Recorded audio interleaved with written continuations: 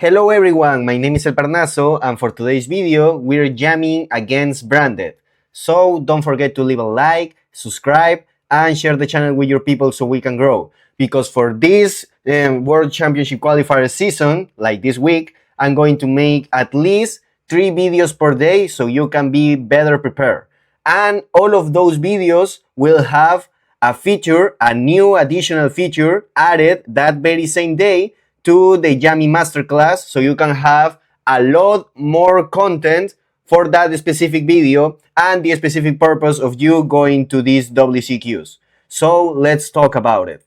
The template that I'm going to use for the purpose of the video is my deck list that achieved the top 8 at the South American World Championship qualifier just 2 weeks ago.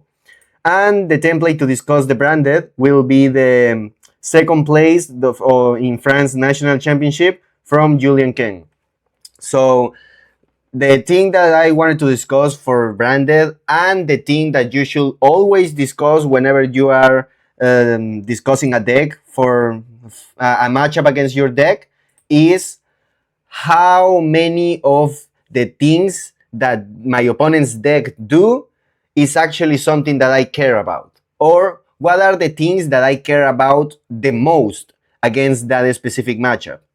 So when it comes to Branded and you being Yami Fiensmith, the thing that you care about the most are the Ecclesia and the Dark Dragon, Super Polymerization, and Fallen and the Virtus.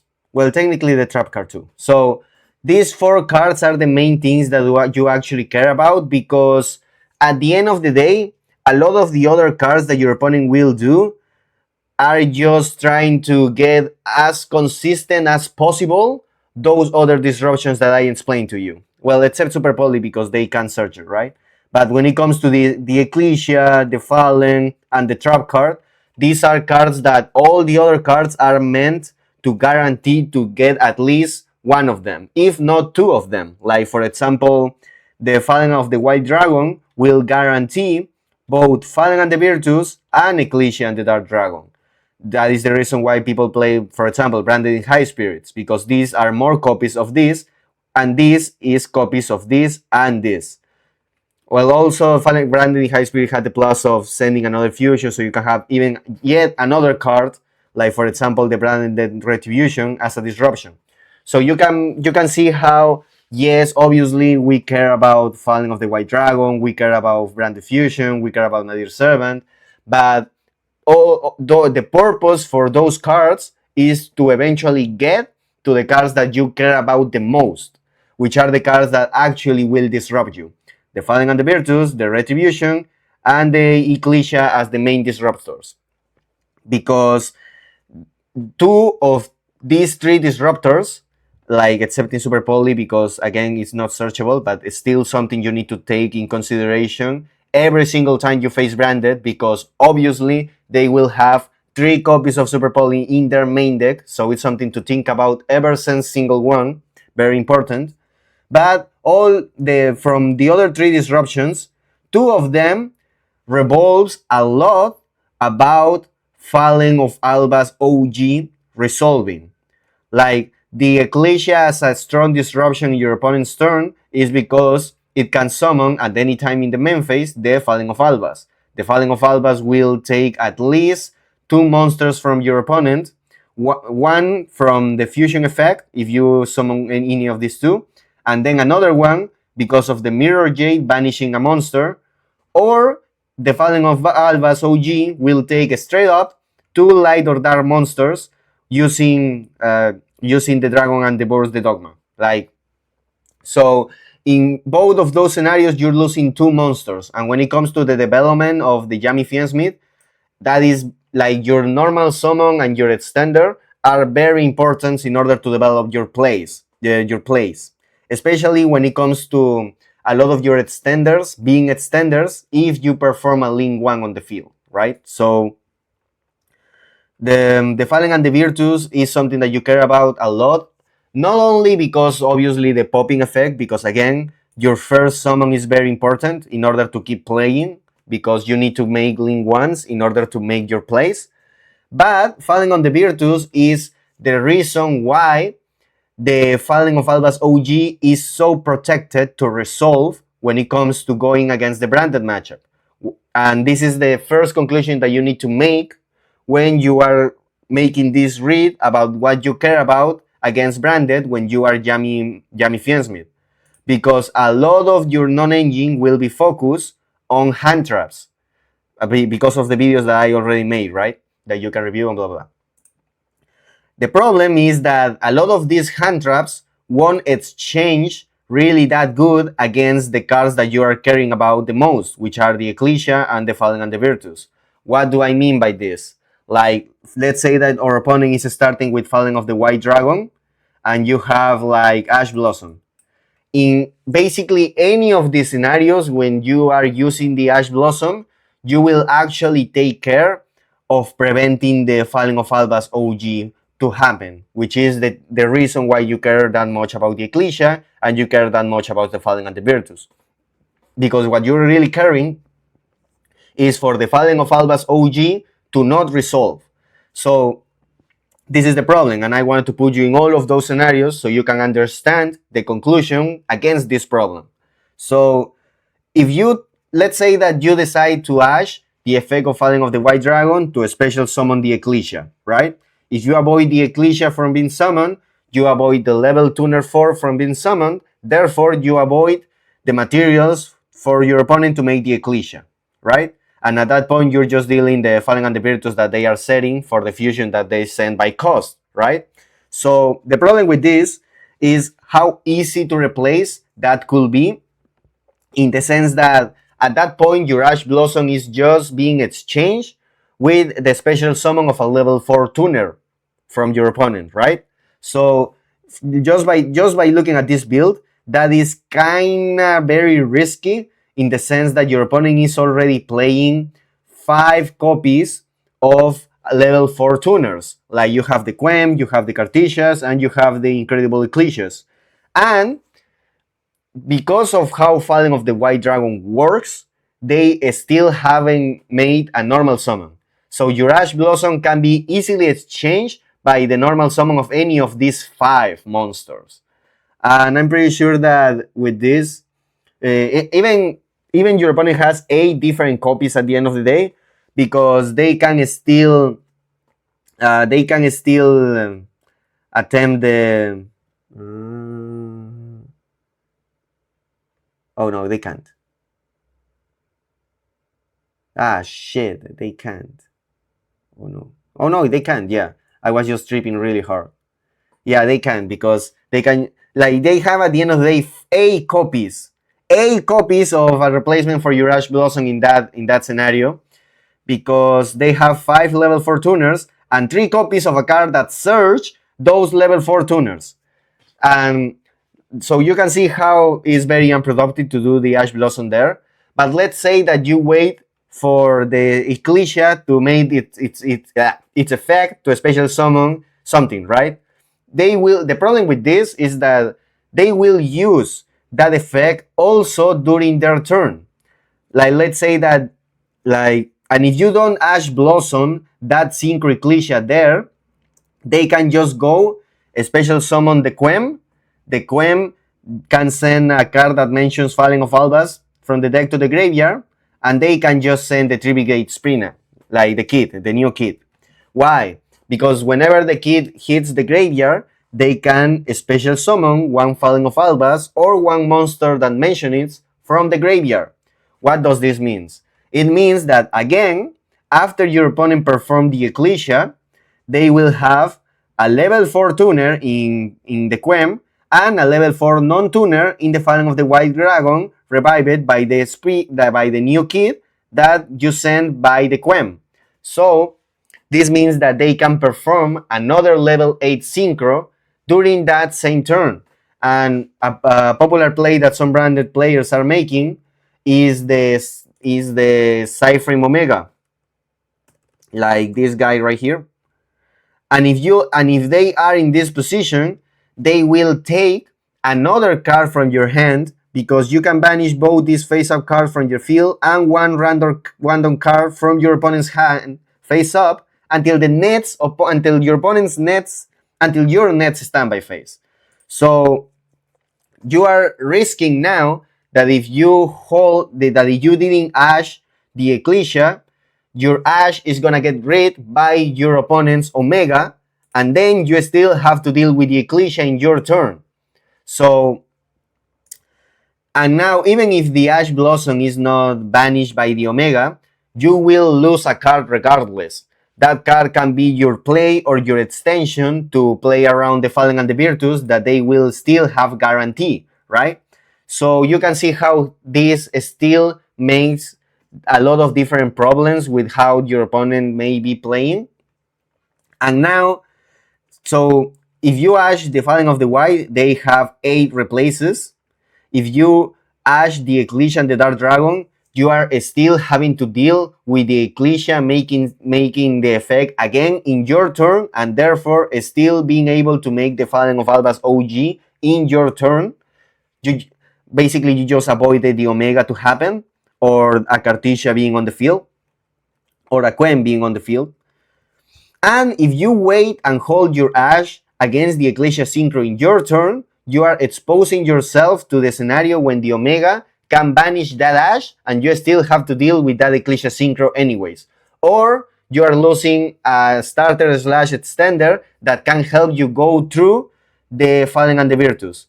Because even if you still have the Ash against the Ecclesia Synchro in your turn and you avoid the Fallen of Albas, they will still have the Fallen and the Virtus, which still means that they will have a damn Fallen of Albas OG. Why? Because the Fallen of Albas can send as cost in order to resolve the Ring Broom.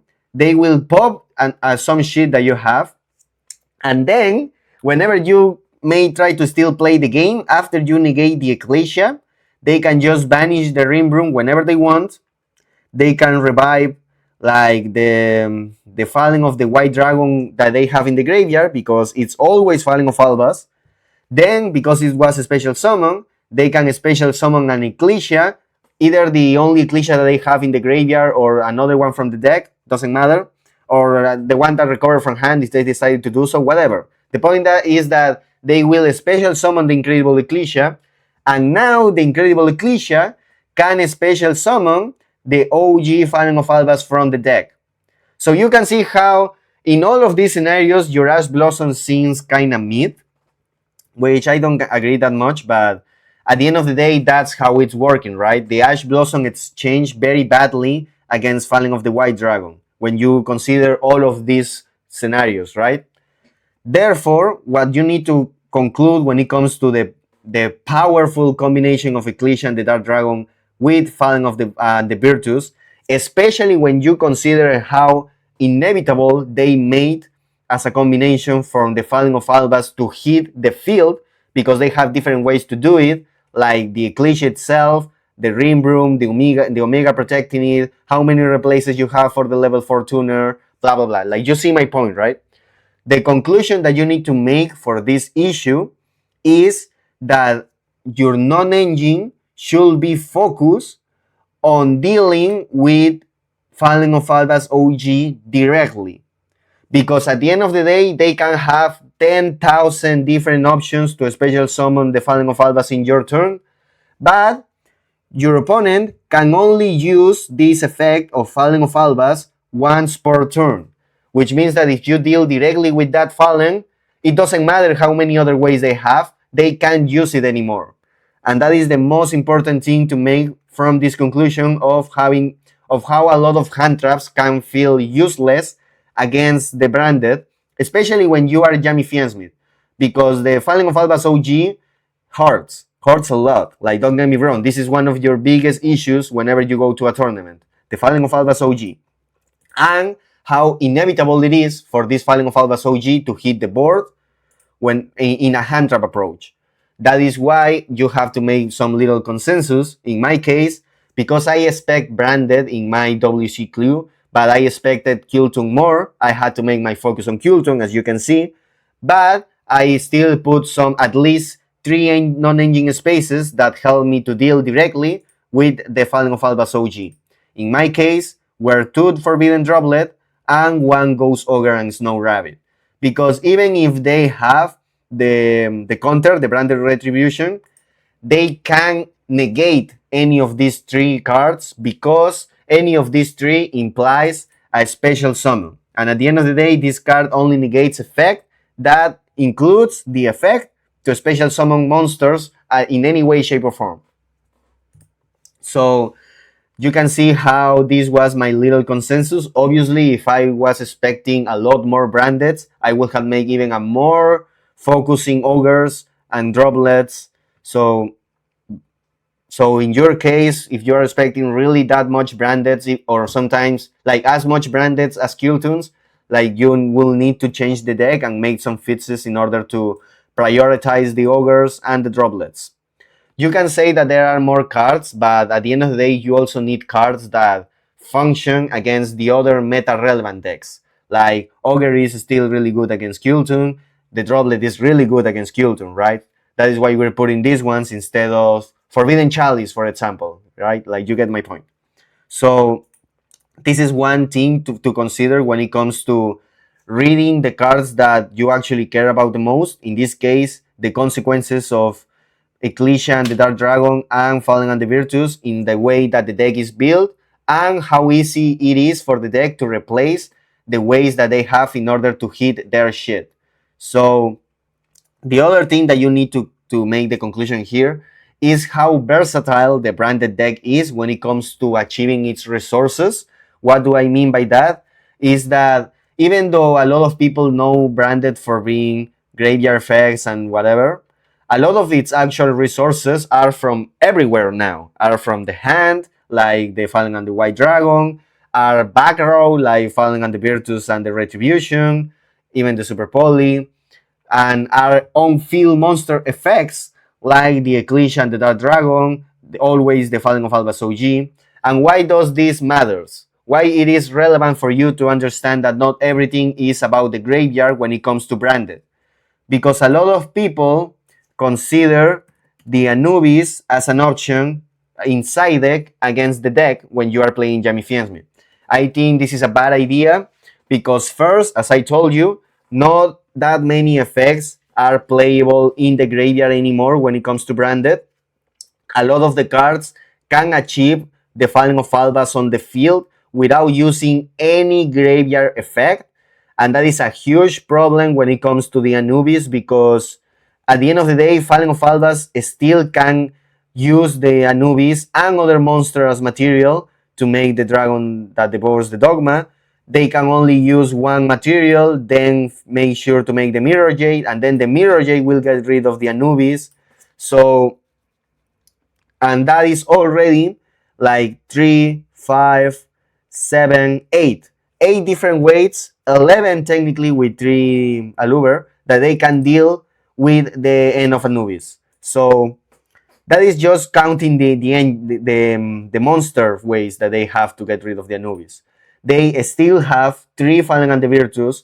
They still have 3 Super Polys, and you are leaving SP or Mookcracker on the field, so they can always use Super Poly ever since the beginning of the draw phase against your Anubis. So what your Anubis is doing at that point. Plus, a lot of their non-engine will be quick spells.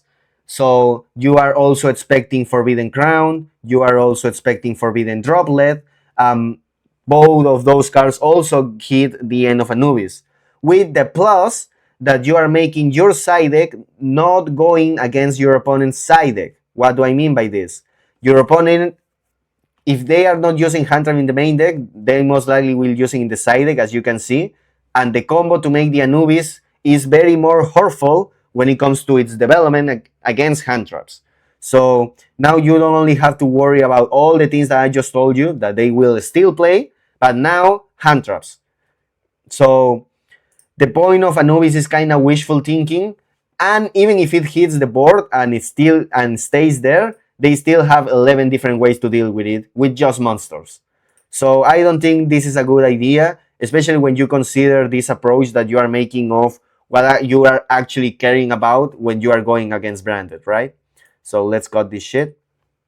Now, the other thing that I wanted to discuss here is the kind of cards that you will be expecting against the branded matchup. For example, it is not here, but in Julian's deck list. But something that is very popular when it comes to the branded matchup lately is the inclusion of Hydraulis Harmonia in their deck list. Ever since single one, like they have a lot of different ways to take advantage of this. Like one of the most popular, I think, is this. No, this one. This other synchro right here. No, where is the? I can't remember the name. Like I think it was 5,000 attack. Like I thought it mentioned Falling of Albas. I'm not gonna lie, but I will find. Okay, I can't remember the name right now, but it is a Despia Fusion Despia level 8. Like a Despia Fusion, like it can be. I remember it being like Emphase. Like okay, this one right here, the Despian Luluwa Lilith. So this can be done by the Harmonia, which means that they can get access to the Quem or to the Ecclesias, even in your own turn after they ogre you, which is a huge factor. Obviously, they can also dump the Ecclesia of the Ecclesia and the Dark Dragon, which obviously is still a plus because the Ecclesia can return itself and be in a disruption with any of the fusion that you are pushing. It's a graveyard effect. So you can see how the Hydraulis Harmonia is a really good addition for the match from the branded deck, which means that whenever you are facing the branded matchup, you need to consider the possibility that they may have the Hydraulis Harmonia in their build, even though you haven't seen it in single one. You need to consider the existence of the card whenever you are developing your combo, and don't get greedy in some place that you may have. I already put in the guide some combos and the explanation behind it to respect this kind of hand traps. And the last thing that I wanted to discuss is, from what I just told you, yeah, it seems like I'm sucking the branded decks too much, right? But at the end of the day, if they are not if they focus so much in this diversity, the consequence is that branded are focusing a lot in something at the end of the day, right? So if you identify that something they are focusing so much and you go against it, then you have an advantage. What will be your advantage? We mentioned that 4 cards are the one that we care about the most: the Ecclesia and the Dark Dragon, the Fallen and the Virtus, the Super Polymerization, and Branded Retribution. From those 4 cards, 3 are spell and trap cards, and those 3 can negate cards that pop cards on the field, which means that none of these cards protect themselves from destruction. And by 3 of them being spell and traps, it means that one of your best friends in your side deck will be Harpy's Feather Dusters and Lightning Storms. We are not, as you can see, we are still respecting our opponent's side deck, because it's not like people are playing Sullen Judgments or the counter that negates if you have a 30,000 attack monster or something like that. Like, they don't have that much as a popular consensus right now, because the Dracotel version is not that popular right now anymore. Like, people will be playing pure branded more than anything else when it comes to the branded variants. Therefore, you are not thinking about that kind of counter traps that can exchange themselves with Duster or Lightings. Therefore, this card is more valuable, and you always need to consider, even if you are not expecting any kind of back row deck, just for the fact of branded existence, you need to put these ones, okay? That is very important. And to focus on hand traps that deal directly, or board breakers that deals directly with your Falling of Alba's opponent's effect. Like, for example, extra copies of Ghost Ogre. Okay? So that is the first things that I wanted to approach with you when it comes to preparing Jammy Fiensmith against the branded matchup, and the things that you need to consider and respect in order for you to do the best as you can. So if you enjoy this content and you want a lot more of how to prepare against branded, you can just purchase my Jammy Masterclass, because I will be putting an additional feature when it comes to going against branded in that guide, besides the one that I just give you to you right now. So again, if you enjoy it, leave a like, subscribe, share the channel with your people so we can grow. Bye bye.